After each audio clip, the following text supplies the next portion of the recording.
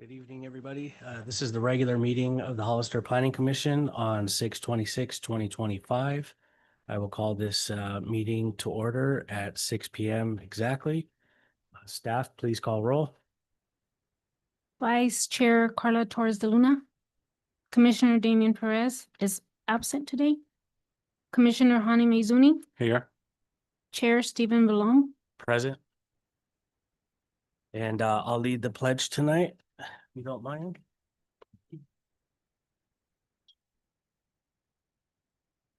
Allegiance to the flag of the United States of America, and to the republic which stands one nation under God, indivisible, with liberty and justice for all.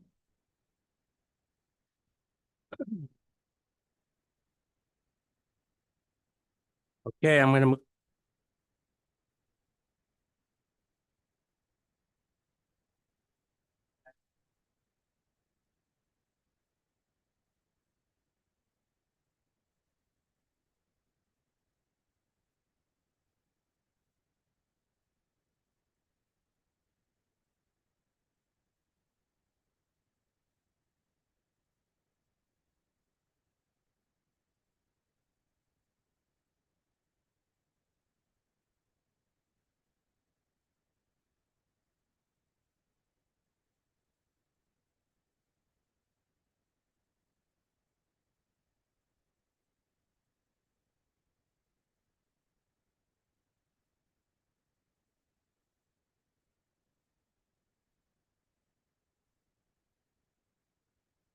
No, we have no speaker cards.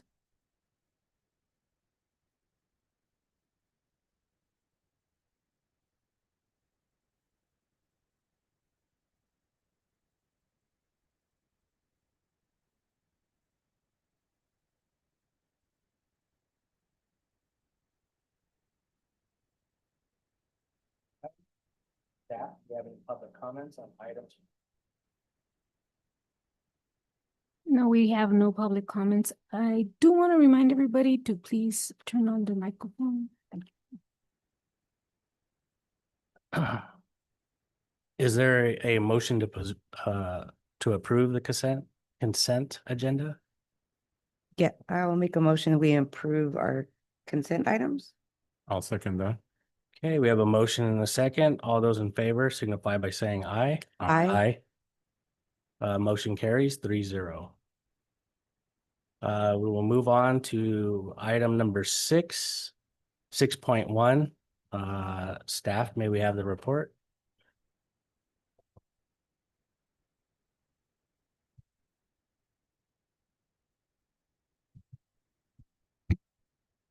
Tonight, you're reviewing a conditional use permit for a sports bar and billiard hall located in our downtown at 510 San Benito Street. The location is shown on the map before you. It is within our downtown, and there are a variety of restaurants, bars, and retail establishments surrounding the location of this establishment. The proposed business will sell beer and wine, and that's the reason that a conditional use permit is required. Alcohol sales in the city of Hollister in a bar do require a conditional use permit. The interior of the business will have televisions, billiard tables, a bar, and music. They will serve limited food and snacks. It is very limited. There's no, let's say, commercial kitchen. The proposed hours are Monday through Thursday, 2:00 p.m. to 2:00 a.m. and 12:00 p.m. and Friday through Sunday, 12:00 p.m. to 2:00 a.m. And they have stated in their applicant statement that they will employ a security guard to ensure that there are no problems at the site and there is no underage drinking. Because this use involves alcohol sales with very limited food, staff has included several conditions of approval to ensure that the use does not impact the surrounding neighborhood. Those conditions are prohibiting prohibiting signage or displays of the type of alcohol that's sold on the premise. They need to regularly check the parklet area and surrounding the business to clean up to ensure that there's no debris or mess left behind. The business needs to prevent loitering at the entrance. All employees are required to be trained for service to 21 and over. Signage shall be prominently displayed, noting that only 21 and over may enter the establishment, and surveillance cameras are required to be installed and operated at all times. There is an existing parklet out in front of the business. The applicant has entered into an agreement with the city to move this parklet and share it with a neighboring business. However, their current ABC license does not allow for the sale or consumption of alcohol in the parklet. They will need to obtain additional licensing from ABC prior to service on the parklet. We have included additional conditions of approval, again, to ensure that the parklet does not become a nuisance. Condition of approval number 16 would require that once approved by ABC, or if approved by ABC, that alcohol may only be served to those patrons who are also purchasing food items. And service on the parklet must end at 10 to ensure that there's no noise. There are surrounding residences in the area. The project is exempt from CEQA because it is an existing facility and it's located within a developed area and meets the requirements of the zoning ordinance. In conclusion, the proposed use of the space is consistent with the uses in the downtown area and the uses surrounding this site. Conditions of approval have been included to ensure that the establishment will not create any impacts on the surrounding area. And the site is located within the city's parking assessment district, and no off-street parking is required for this establishment. You do have 4 options for you tonight. One is to adopt a resolution approving the conditional use permit. The second would be to amend the conditions of approval and adopt the amended resolution. The third would be to deny the project. And the fourth is to continue the item if you had any if you needed any additional clarification or information. Staff is recommending that you adopt a resolution approving the conditional use permit for this establishment. Thank you. Do we have any questions from the commission? So I have a question. The conditions that you put through, is there a timeline on that? So most of the conditions are immediate, so they do need to follow with the signage. They need to do all this immediately. The business is open right now. And the service camera, I mean, the service. Yes, the that would be cameras, done before they yes. Start serving. Well, they're already serving, they're already there. So this is a legalization, but they do need to do this per their conditions. I can't remember if the condition for the surveillance cameras might say 30 days, but I could be wrong. I don't have it in front of me, but they It's do. in progress. Yes, so it is in progress. And the surveillance camera is a requirement of the police department, so they will be ensuring that that one is met. Thank you. I do have 2 questions. Well, first, I'm glad that we are supporting our local businesses, and I believe this is the one that was Bill's, was it the billiard, Mhm. right? Yeah, there was one there Yeah, before. that's been a long time business, so I'm glad that there's somebody there. The thing you had about the signage, that they're not allowed to, no exterior signs displaying the sale or type of alcohol. Can you explain that to me? So typically we do not allow an advertisement for alcohol on the outside of a building. Not like, oh, we're having a, 2-for-1 sale, blah, blah, blah. That's not. If you had, let's say, a sandwich board sign with a permit, because you need a permit, and you said on it 2-for-1, that's fine. But what we don't want is, and I am aware of 2, I found them today.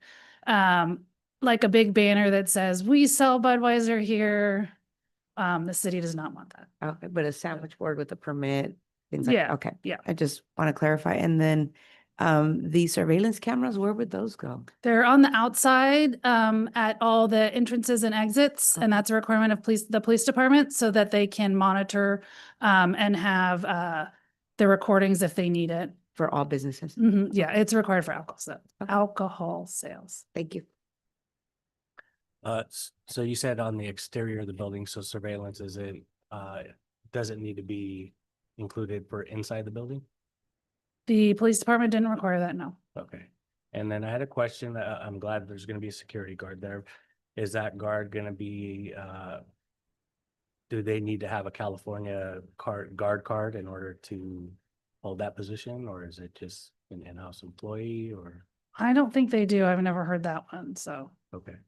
But we do have the condition of approval that requires them to train all the employees on, and there's a training through ABC on um uh monitoring and carding and 21 and over. So we've added that as a condition of approval that requires it. Is there any further questions? Staff? No? Chairperson Belong, if I might just clarify, I just pulled the condition just to clarify, and it is 30 days, so the surveillance will be installed within 30 days of approval. And then the police's condition is security in interior areas open to the public Oh, as well sorry. as the exterior. So just, Sorry. it's okay. Thank you. And we will now open up public hearing at 6:11 PM. Staff, do we have a presentation from the applicant on the item? I understand we do have a presentation. No, not for this one, Okay. but we do have the applicants. I don't know if they want to do that to speak. It's being translated, so I think it's delayed. Oh, okay, we have someone. Oh, bienvenidos.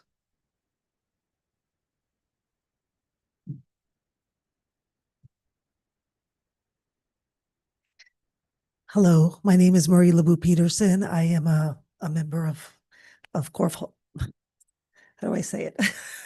I'm a resident of San Benito County. I live in the county, and I am very happy that this business is gonna enhance downtown Hollister because we don't have a lot of businesses, and I'd be just, just very grateful if you approve this project and let it go through because I think we need it. I think this town is so small, we don't have a lot of stuff. So I just would really like to see it being approved. And that's all I have to say. Thank you very much. Thank you.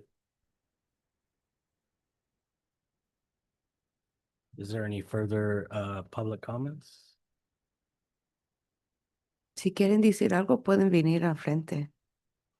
Y puede decirlo en español, lo traducemos.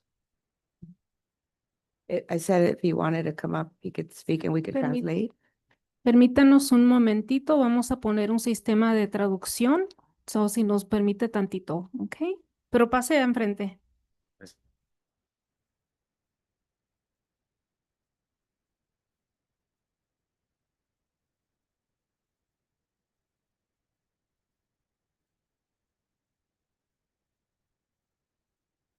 Ok, está bien, puede empezar. Muy buenas tardes a todos. Me da mucho gusto estar aquí presente frente de personas como ustedes que son las autoridades de Hollister. Me siento contento porque pues traemos sueños de crear negocio, de echarle ganas a la vida por los hijos, ¿me entiendes? Entonces,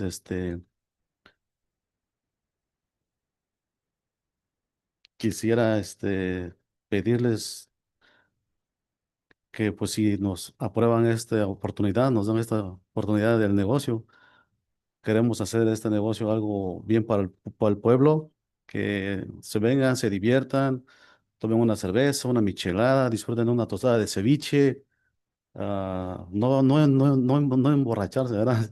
Sino que disfrutar, ¿me entiende? Entonces, es nuestro plan de, del negocio. Entonces, yo estoy muy contento con la ciudad. Tenemos un negocio de breakfast, es el Hades Café. Entonces, este negocio allá es asociación mía y de mi suegra, entonces este es con mi esposa, pero tenemos planes de echarle muchas ganas a la vida.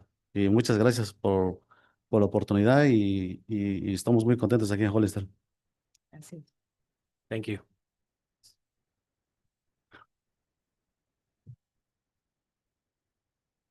I will now close public hearing at 6:14 if there's no more speakers.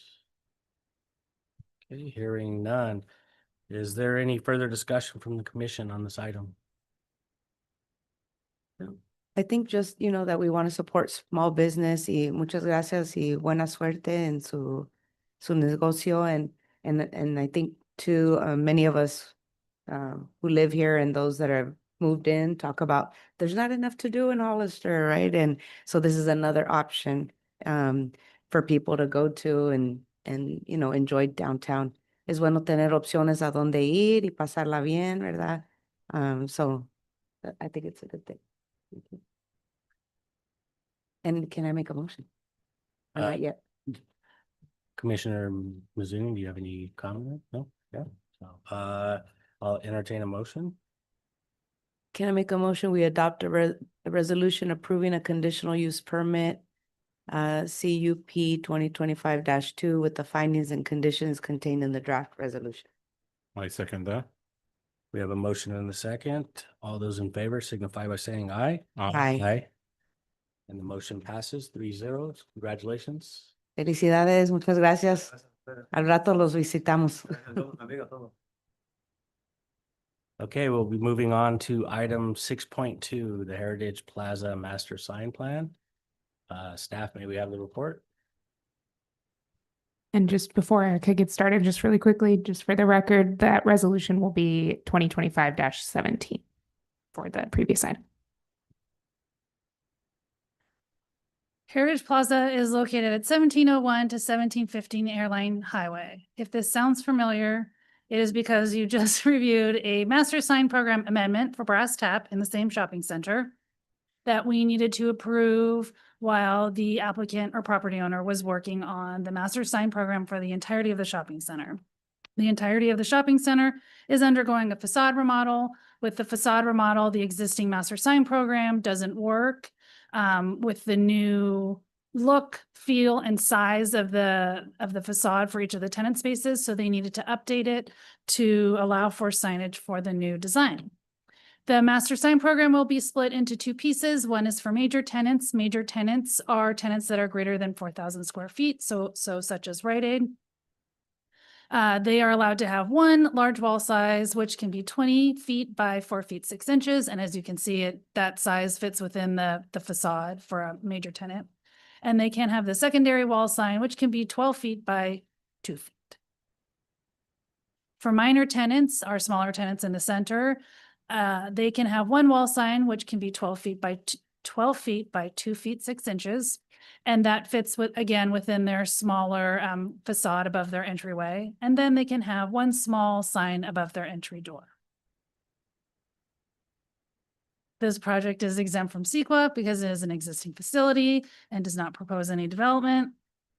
And staff is recommending approval of the master sign program as it fits in well with the proposed or approved facade currently underway. The signs fit in well with the wall in which they are located, and they will have cohesive colors and materials. Planning Commission does have 4 options again. You can adopt a resolution approving this master sign program, which does take away the old master sign program as part of the conditions of approval. You can adopt a resolution with conditions modified by the Planning Commission. You can deny the proposed master sign program, or you can continue the hearing if you chose to do so. Staff is recommending that you select option 1 and adopt a resolution approving the master sign program as proposed. Thank you. And do we have any questions for staff? I do. I have a question on the Rite Aid, since it's not, is that just a sample of what it is, but That's just an example An of example. what the, let's say, large wall sign would look like for a major tenant. That's just an example, one of the major tenants out there. and so let's say in the event another business goes in and then they leave, is there an easy way to? Yeah, they can pop it off and then they put in a new one with their sign face that meets the size dimensions as well as the material requirements within the master sign program. You do see quite often that signs get replaced quite frequently as tenants change in and out, or their corporate branding changes and the signs will get changed. They do need a permit before they change out signs though, because we check their administrative permit review against the master sign program to make sure that it meets the requirements. Thank you. And then I do see lighting above, so these signs won't be illuminated other than the lighting. They have that, yes, they do have the lighting that you see, yes. Okay. Thank you. Is there any further questions? Staff? Okay, well, thank you. And I'll open up public hearing at 6:19. The applicant does have a presentation.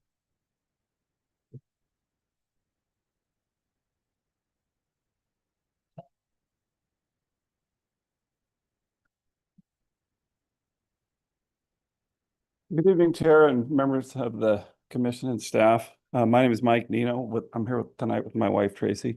This is going to be a little bit redundant, so I can just shoot through it real quick. I figure out how to use this thing.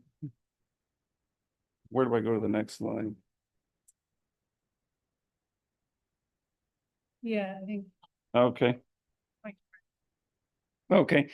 Heritage Plaza was purchased in 2018. It's comprised of many retail shops, including restaurants, a drugstore, auto supply, bank ATM location, dry cleaners, etc. We've been working on revitalizing the shopping center with fresh paint, new lighting, benches, garbage cans, and refreshing the landscaping. A large architectural facade change is approved and permitted, and construction has begun recently. Next slide. So this is kind of what we're dealing with right now. And we'd kind of like to upgrade that and make it look a little bit better.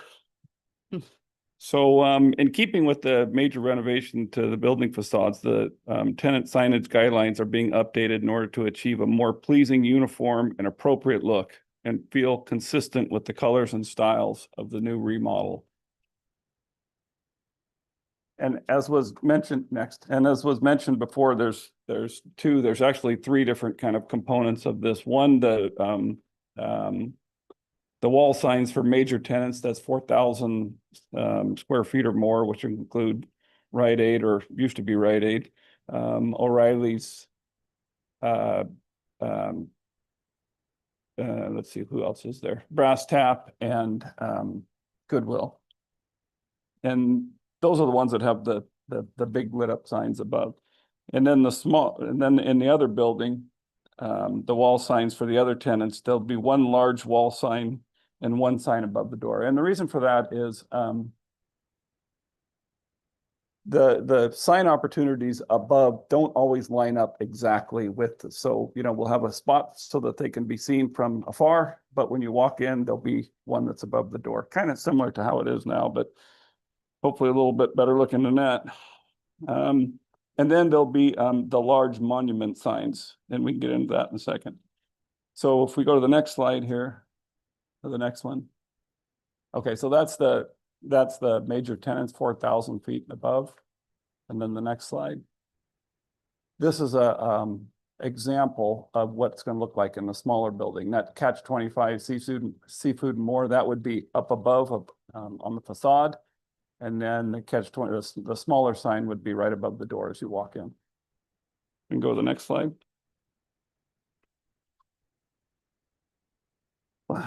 As I just mentioned, large signs to be placed as shown above the roof line. Due to the tenant space arrangements, the large sign may not always appear directly above the tenant's entry door. Thus, the tenants also have a smaller sign placed under the porch directly above their entry door.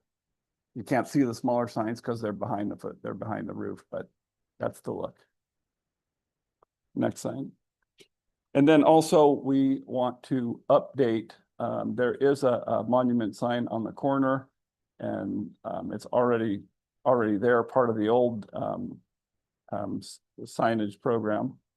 And we want to update that and change the colors and make it look a little bit nicer. Next slide.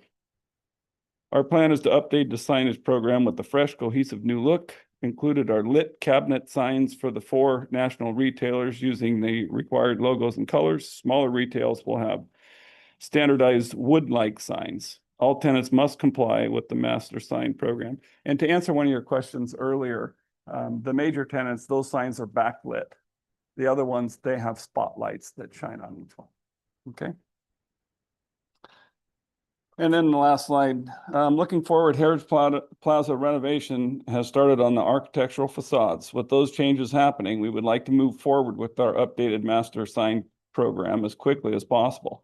We do have new retailers waiting for this MSP approval so they can apply for their own signage.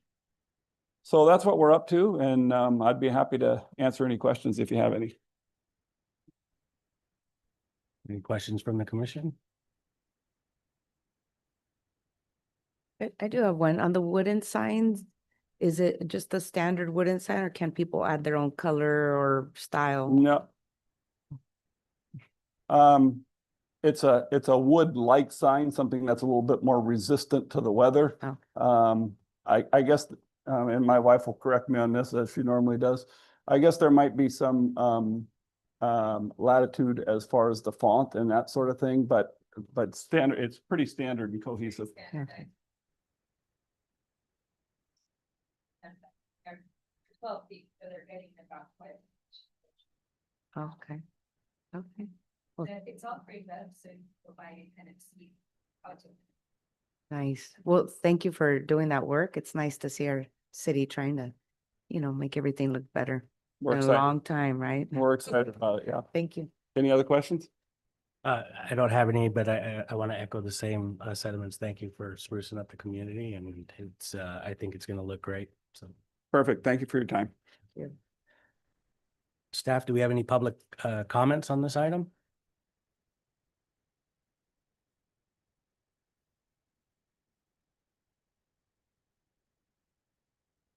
We do not have any other public comments. Okay, with that being said, I will now close the public hearing at 6:26 p.m. Is there any further discussion from the commission?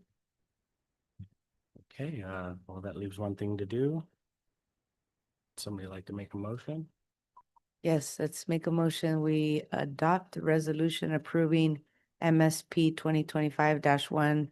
Subject, is that right? Subject to the findings and conditions of approval contained in the draft resolution. I second that. Okay, we have a motion and a second on the floor. All those in favor signify by saying aye. Aye. Aye.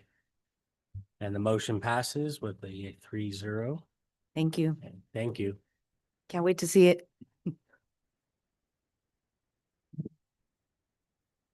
Okay, we will move on to agenda item number 7, commission business, 7.1, zoning ordinance amendment study session, legislative updates and use and definitions cleanup. Staff, may we have the report?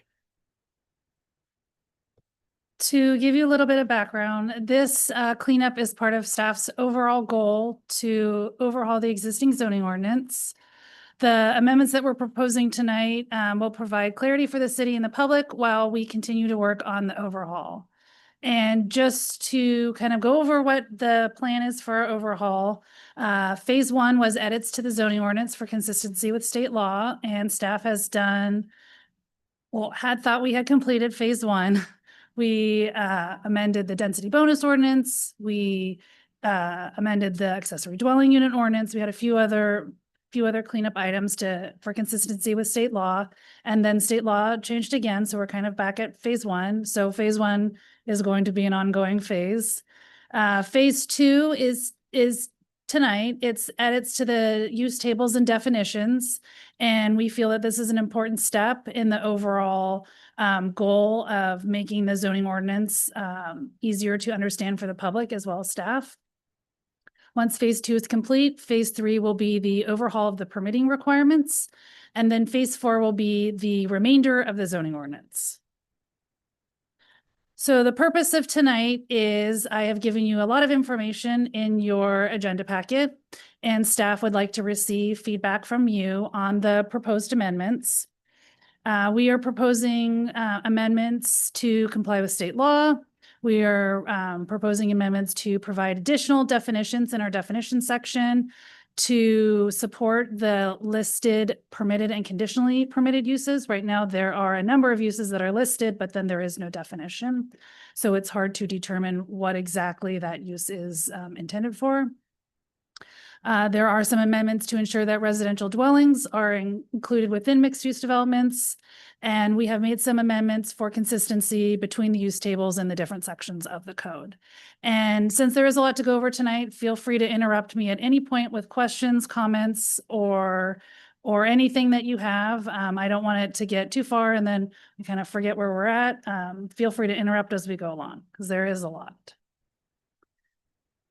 So pursuant to state law, we had some recent amendments to accessory dwelling units. And because of that, in our 2-unit developments in urban lot split chapter, we have to make a minor amendment to change the reference to the government code that is referenced for the accessory dwelling units in that chapter Senate Bill 477 moved the previous regulations for accessory dwelling units to a different area within the government code. So now there are new section numbers.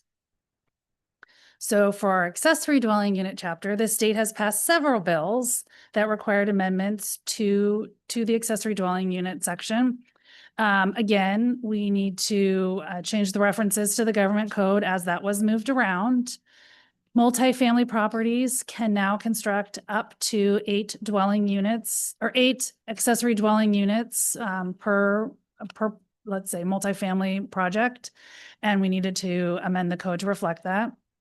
Cities are no longer allowed to require owner occupancy. Previously, that was allowed, and then the state did not allow it for a specific amount of time, and they've now changed it so that owner occupancy is no longer, we can no longer require owner occupancy for ADUs. For junior accessory dwelling units, we can continue to do so.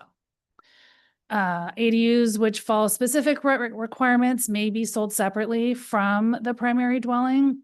And then staff has, based on using the regulations for the last, let's say, 2 years, had a few minor amendments to make it more clear for staff and the public when processing accessory dwelling units.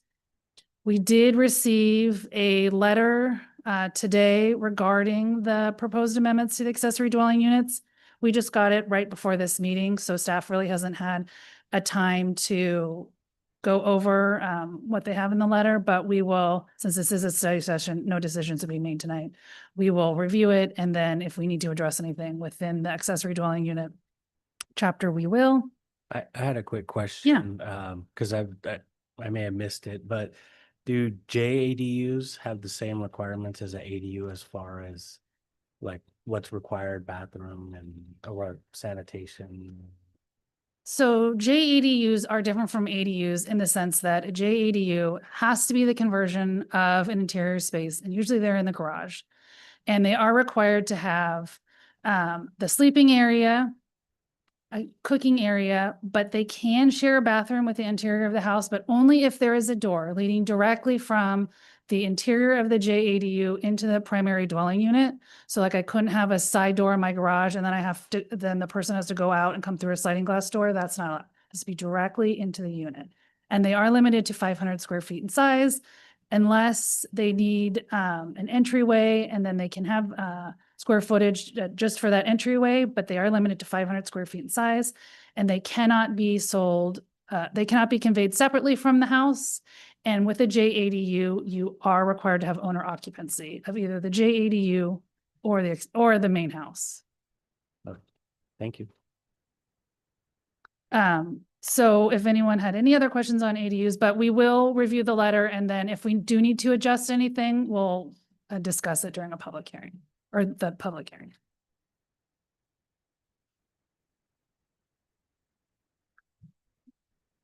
The state also amended our density bonus regulations, so several amendments have come into play. There are amendments to required concessions that we needed to follow. There is an amendment to how density is to be calculated in a mixed use development, and it was updated to address that. There is now a requirement for a density bonus for shared housing. There were modifications to the definition of what a student housing development was. And there are modifications to what developments qualify as senior housing. And this chapter has been updated to address all of those new requirements from the state. So for these requirements that I've mentioned for accessory dwelling units and density bonus, these are requirements by the state. Even if our code was to be non-compliant, we still have to follow the state's rules. One area that the zoning ordinance did not comply with state law was for religious assembly. Churches and places of worship are regulated by the Religious Land Use and Protection Act. And basically what the requirement is that a city is required to allow religious assemblies similar to other gathering use types. So clubs and lodges are considering gathering type. They need to have the same permitting requirements as as a church or a place of worship. And there were several areas within our code where we did not comply with that requirement. So as part of the use table update, we've updated the use tables to comply with state law. The bulk of the amendments tonight are to the use tables. One of the overall additions that we needed to make was there are several uses that are required by the state that were either not included or were left blank within the use tables. So for example, we are required to allow emergency shelters. We are required to allow supportive and transitional housing. Unfortunately, transitional housing was on the use table, but there was no permitting requirement. It was just left blank as to whether or not it was allowed or not allowed. Now, we know what the requirements are, staff follows it, but we like to be transparent and we want to make it easier on everyone. So some of these fixes we've included with this update. Most of the amendments that we've made to these use tables relate to clarity. So we have, let's say, commercial use types and industrial use types, and some of the titles of the uses were different on each of the use tables. So we didn't have consistent ways we were referring to things. So we tried to clean those up so they're consistent across the board. That way we can also have one consistent definition. So there's no room for error. There, within our existing use tables, we have a requirement for an SNA for some uses. An SNA is for a new building, so it didn't really apply to those uses. That meant they were mostly permitted. So we have removed that requirement. And again, there were some inconsistencies between the tables, and so we've tried to fix them all and remove sort of redundancies. What's an SNA? Site and architecture review. Okay. So when you see a brand new building, for example, like when we looked at Zero Shelton, that was an SNA. But for some reason, our use table, we were listing that for use. I think they meant that if it was brand new, you would need an SNA, but it's a little confusing. So we've eliminated that confusion. Yes, and if I might add, the goal of this amendment to the use tables is really to identify what uses are permitted. Just they don't require any sort of review of the uses. Like we just reviewed a conditional use permit where we wanted to make sure that that use followed specific rules while it was active. Or if we can do that administrative kind of use review or a conditional use review. And then like Erica's saying, the actual design review, site and architecture review, or sometimes we need an administrative design review is a different, and that depends on if you're doing like site development or facade changes or something. So they're kind of two separate things, and our current tables merge them a little bit and it's confusing. And with phase 3, which will start right after we finish this, we're going to clean up the permitting requirements. So between that cleanup and this, it'll be so much easier for both staff and the public to really understand what's permitted, what's conditionally permitted, what does this use mean? I can look it up very easy, and what permit might I need? And if I do need a permit, how does that permit work? What's the process? So we're trying to make it so much easier for everyone involved to use the zoning ordinance. I know right now it's very hard for a number of people. For residential uses, some of the biggest changes that we've made, aside from the fixing titles, making sure that, and above, for all the use tables, you know, for example, we would have a use and there would be no definition. So where there was a use and there was no definition before, we've added the definition. Where there was a use that use was called something different on every use table, we've changed it so they all now share the same name, so they all share the same definition. Where a use may be in there several times, we've eliminated the redundancy just to really try to clean up the use tables. But for residential uses, again, we fixed supportive housing. It was left blank. That's required by state law. We are required to allow it. So we fixed the use requirements for that. We changed the permitting requirements for family daycares. The state requires no permit for anything under 14. The zoning ordinance currently follows a very old code prior to 2008 when cities could require permits for family daycares. We can no longer do so. So we've cleaned that up on the table. We have added community care facilities. So a community care facility would be anything such as a sober living facility, adult help, any sort of facility used to aid another person, that's required by state. There is a definition again, since we've added it. And we've added the permitting or the use requirements, what requires a conditional use permit and what doesn't, to be consistent with state law. And then at the end of this table, and then in much of the other tables, there was an extensive list of notes. And so now, because we've added definitions for most of these uses, we've taken the notes and put them into the definition, so it's not confusing. Some of them had multiple notes attached to them, and so you would have to read through several notes. We've taken all those notes where we could, some we could not. But where we could, we took all those notes and added them to the definition, so they're all right together. You only have to read one little section, and then you know what the rules are that pertains to your use. For home office, it's just minor amendments, but what we are proposing, what's in your packet, is right now we list it out kind of as a 1, 2, 3, 4, and we're proposing to change that into a table to match all the other use tables, and a table is much easier to read than the way it is now. For commercial and mixed uses, this one had, I think, the most changes, where you can see with the red lines, because we had a number of uses that could have been one use, but there were instead 10 within the use list, and then 10 definitions that all looked the same. So we combined them where we could. We added tasting rooms as a permitted use. Previously, it required a conditional use permit. We've made it a permitted use. Again, we changed religious assemblies to be consistent with state law. We did add bail bonds as a use. And then again, there is the deletion of notes. We added those notes. We didn't just delete them. We took the notes and added them to the definition, so that people only have to look in one spot rather than scattering between definitions, several notes within a table, and the use.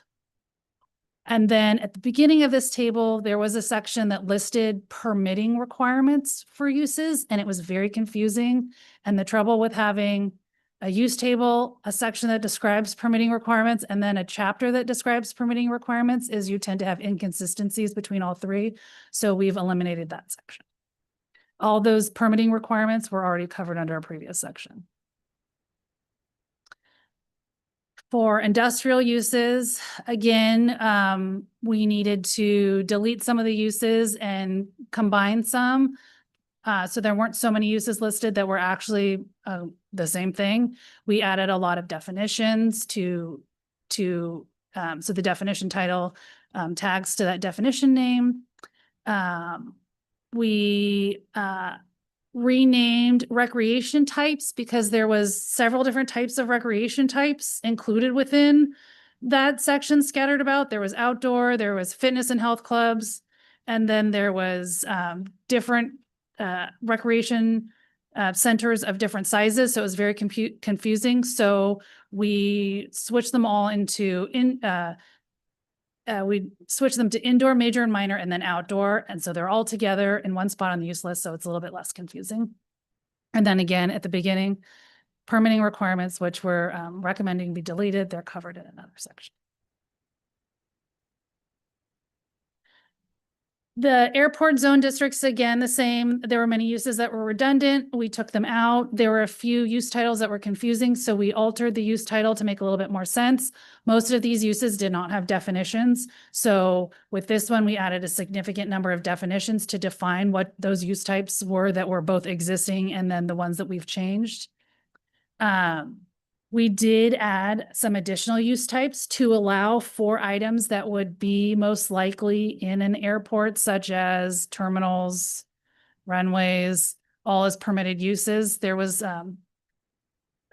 some uses that you would find in an airport were conditional uses, which doesn't make a lot of sense since the airport's permitted. So we changed some of those so that we didn't have that sort of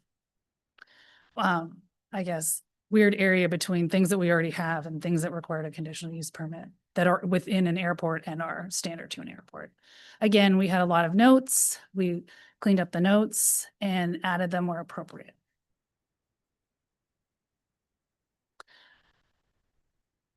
Open space, park, and public facilities do not have too many changes, but again, we just, for consistency, use names across the board, they all get switched into the same use name. So for example, like public public utilities and facilities had a different name in all three use tables. So we made it one name in all three use tables so that no one got confused.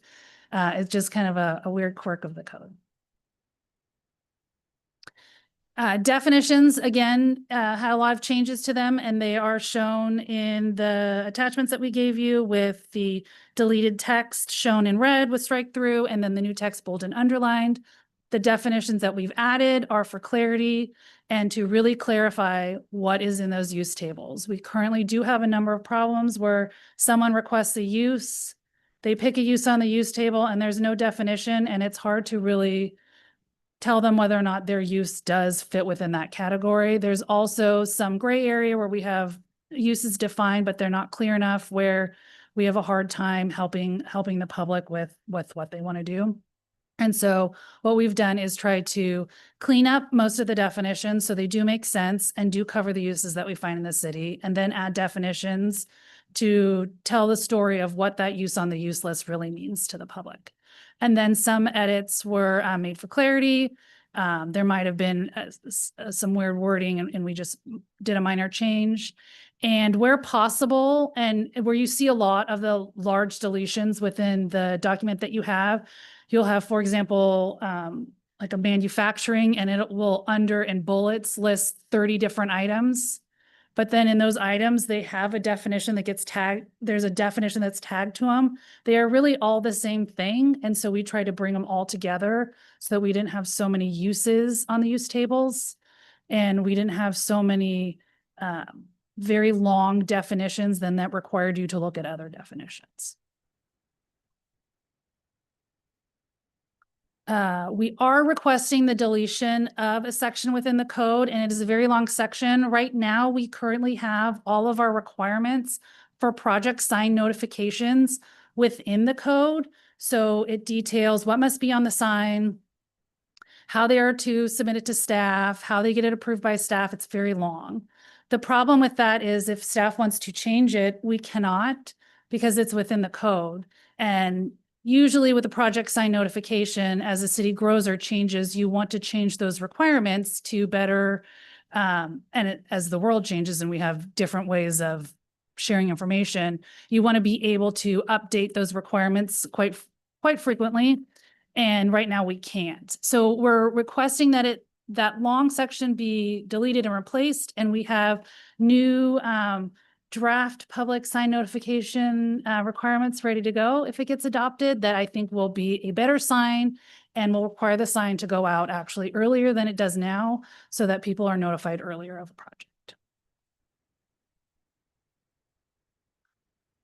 For our mixed use zoning districts, the city does not currently in the zoning ordinance have a requirement for housing to be constructed as part of a mixed use zoning district. And this has led to concerns because we use our mixed use land zone mixed use as part of our RHNA numbers. So we use that land to show that we can build housing to support the RHNA numbers that are allocated to us.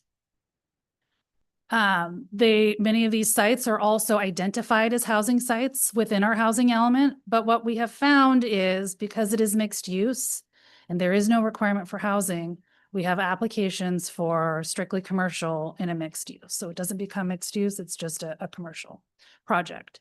And so because of that, and we don't want to lose any of our housing sites or pull us further out of compliance with our RHNA numbers, we're proposing to amend the zoning ordinance to state that when there is a mixed use development, that it has to include residential. And so therefore we can ensure that we capture the residential dwellings that we are required to allow within the city or construct. So if there's any more comments, questions, or anything, I'd be happy to answer them. But as far as next steps goes, any feedback that I get tonight from you or based on what we read in the letter we did receive today, we are going to make further amendments to the zoning ordinance. We will then prepare final amendments for you to review during a public hearing. There'll be a notice public hearing. One of the one of the reasons I couldn't do it today is just in case you had changes, is that we are going to reformat the use tables because even the formatting between the use tables is all different. So we'd like them to all be the same. And then I'm going to reformat the definitions section because that formatting is not consistent from page to page. So we will be doing a repeal and replace of the use tables and the definition section. But we really do want everything to be easy to read and have a consistent formatting throughout these things that we're amending today. We are aware that once we change some of the things within this section, within these sections of the zoning ordinance, that there is a potential for some inconsistency with the rest of the zoning ordinance. We are aware, but we are trying to move the zoning ordinance along. So hopefully those inconsistencies won't last too long, but we are aware that they're there. It's just too much to do everything all at once at this time. That's all I have. But if you have any questions, any other amendments you'd like to see, any thoughts you want us, or further research you want us to look at, please let us. Couple questions. Mhm. One is that, is there any negative impact on anybody else out there that they might come back and sue us? Or based on these changes? I guess what I would say is anyone who is, has a permit is going to be subject to the code as it is right now. And then anyone who wants to apply for a permit after the new code is adopted is subject to those codes. So I guess if. There's nobody in between, you're saying? No, there would be no one in between. Like Okay. there's a date at which this becomes effective and then, so no one would be kind of caught in the middle if that's what you're worried about. Yeah, Okay. that's, okay. So if we change, for example, a use to a conditional use permit and they have been operating and they didn't need one before, when the code switches over, they're legal non-conforming, they can be their use for as long as they want to be without having to come in. It won't require them to come in the next day and apply for conditional use permit. They get to be as they are. Okay. The second question, for all the changes you made, did we consult with anybody outside the department or beside the county? Like, some places consult with Gartner, would consult with like a third party just to confirm what we following, all the changes we're making, or did we, legally, we legally approved it? Yeah, so the city attorney will always review all ordinance amendments before they're implemented. And it has been approved by you? Yes, I mean, I have not, I will say, reviewed all these in details at this time, but these have been in progress for a while and we've been reviewing them over time, if that. But we did not get any outside advisor, just to confirm. Do you mean like if we hired a planning company to look into it? So I am a contract employee from another company, and the reason that this, I think, to be honest, works better than hiring a consultant that doesn't know the city to overhaul is that you will have quirks in the code that do not meet your needs and they don't understand the city as well as, Eva or I or the other planners do, because we work here and we do projects. So we know the problems within the code. We know what we need to make it easier for the public that we deal with. I have dealt with other firms writing a zoning ordinance for a city that I worked for, and there were problems afterwards because they just didn't understand how the city worked and the needs of the residents. So I have done zoning ordinance overhauls before, and even I have worked on this together to make sure that we're meeting the needs of this community. Okay, thank you. I had a question on the mixed dwellings where I think the change was to require a housing element. It was like 2 slides before. So I just want to understand it. So the way staff proposing to amend to require housing and mixed use. So. Yes, so I could read this section. So again, right now, you can build just commercial or you can build just residential in a mixed use zoning district. But what we're seeing is requests for only commercial on a residential, on a mixed use site. And what that means is if let's say that site was supposed to give us 20 housing units and is just commercial. Now I have 20 housing units out of my RENA numbers that now I don't meet what we told the state we are going to provide. So that's a concern with staff. It's also a concern where these are listed in the housing element as we are going to provide housing, but there is no requirement that housing gets built on the site. And I would give a 99% chance that when the state reviews the housing element, they will say we have to address it.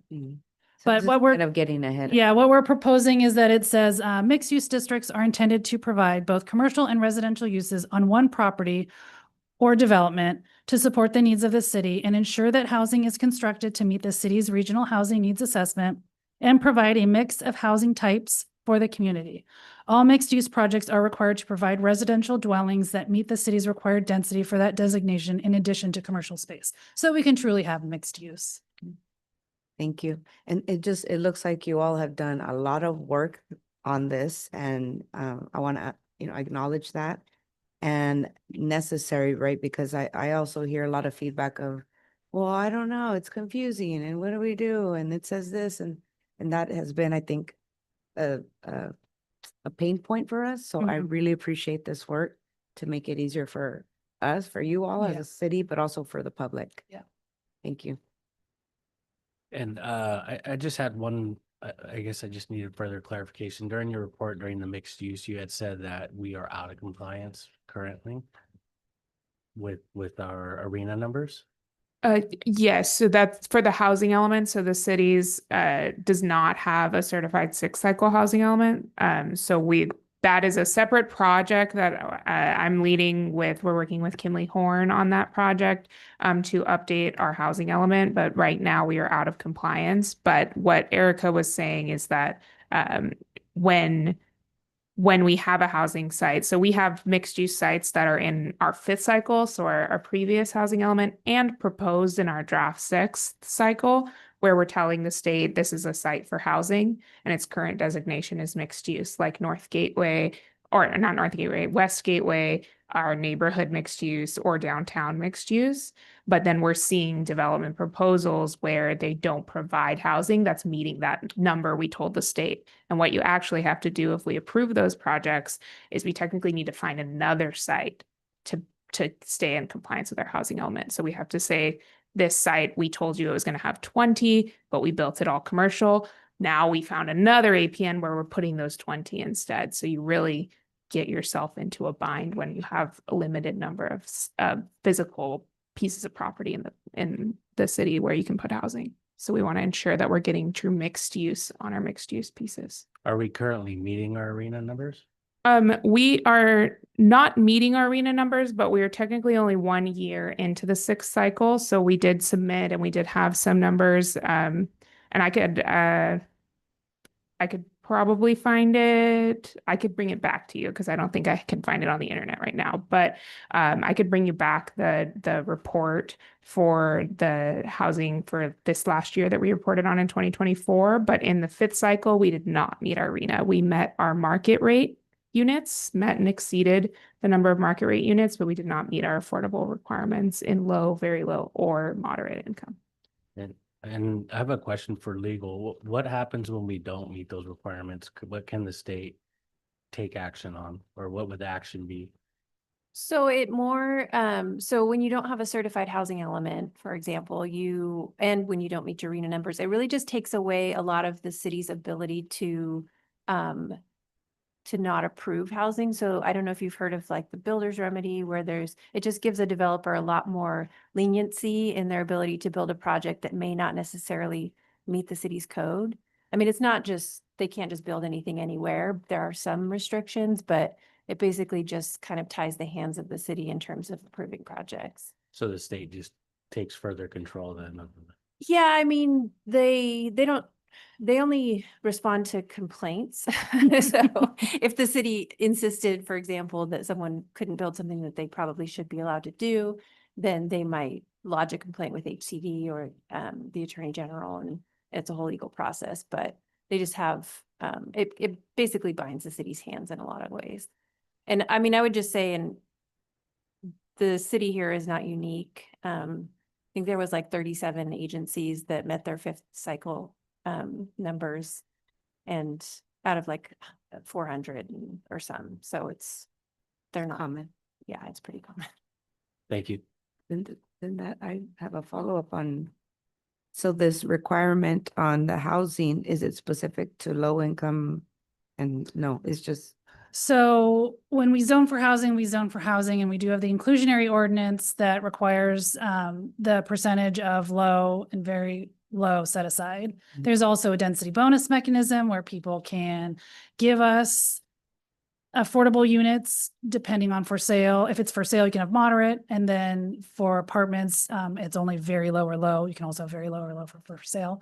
And then the density bonus works in, you're going to give us affordable units, and we're going to give you incentives and concessions like the waiving of development standards and the waiving of like setbacks and other things. So there is that can hopefully help to build affordable housing. And then there is SB 35 where someone can propose a 100% affordable project and they bypass, it becomes ministerial. So it's an easier path to approval if someone wanted to do that kind of project. So there are tools that can be used to encourage affordable housing.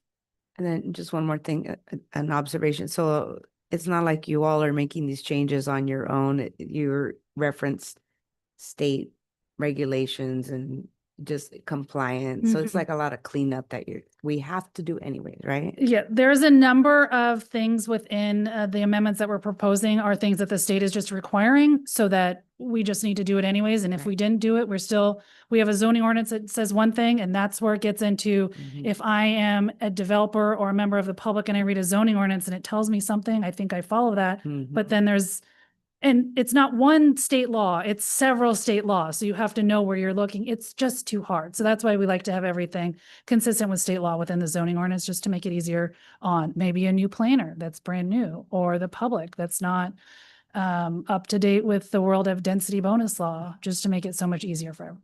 Thank you. Are there any further questions from the commission? Hearing none, I will open this item up for public comment at 7:02. Staff, do we have any public comments on this item? We do not have any public comments. So I will close public comment at 7:02. Is there any further discussion from the commission on this item? No. Hearing none, thank you for your hard work and everything that you're putting in. And we will move on to item 8.1, Planning Commission reports. Any reports from the commission? Nope, not for me. Hearing none, we will move on to item 8.2, Planning Division reports. I don't believe I have any reports. Thank you. Everyone wants to get off to the break, huh? Well, there's only one thing to do. I'll take a motion to adjourn the meeting. So moved. I have a motion Second. and a second. So all those in favor signify by saying aye. Aye. This motion, or I'm sorry, the meeting is now adjourned at 7:03. Thank you. Thank you all. And Yeah. we go dark in July. So we'll see you in August. We're back in August.